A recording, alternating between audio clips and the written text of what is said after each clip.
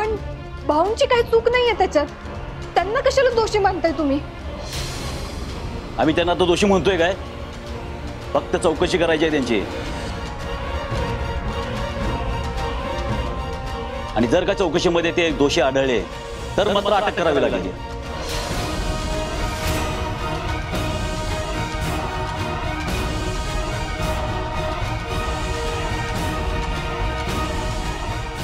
अटक?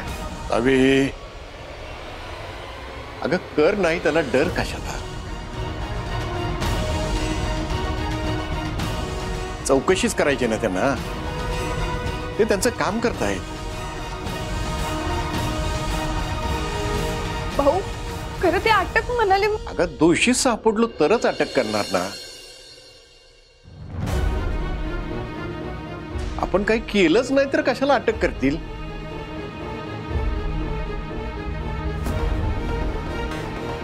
काय काळजी करू नको, मी जाऊन येतो. भाऊ चला साहेब.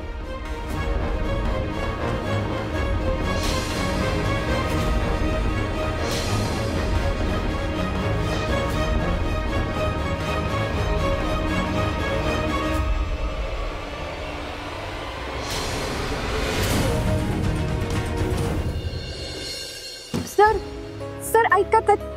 सर प्लीज माझं ऐकून घ्या, मी खरं सांगते तुम्हाला. अहो भाऊंची काही चूकच नाहीये याच्यात, तुम्ही उगाच त्यांची चौकशी करताय. ओ मॅडम, तुम्हाला एकदा सांगितले नीट कळत नाही का?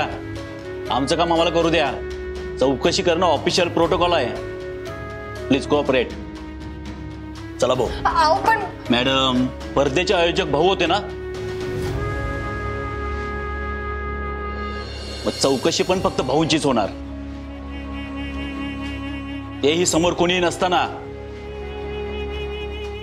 सो प्लीज तुम्ही बाहेरच थांबा. सावी, तू तिकडे धैर्याने शुद्ध आले की नाही ते बघ. डॉक्टरांना भेट, ते काय म्हणतात ते विचार. मी देतो यांच्या प्रश्नाची उत्तरं. भाऊ. चला साहेब.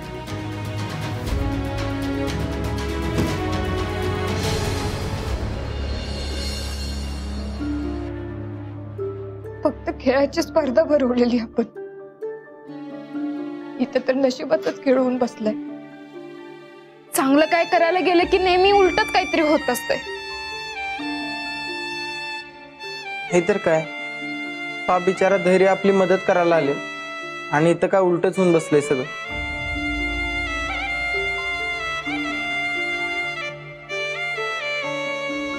त्याला काय होणार तर नाही ना?